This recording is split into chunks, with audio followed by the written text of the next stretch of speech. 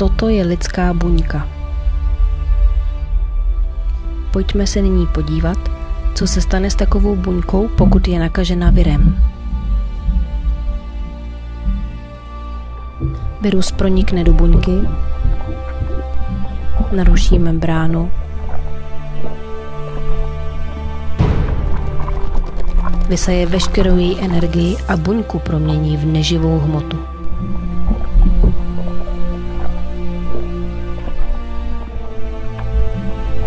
Nyní se podívejme na to, jak bude reagovat buňka fanouška BK Děčín. Tato buňka byla ošetřena protilátkou zvanou válečníci ze severu.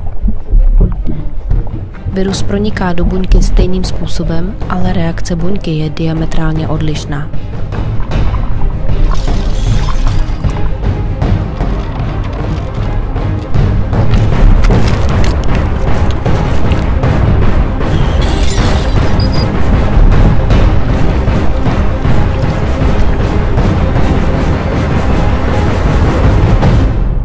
A buňka je zcela zachráněna.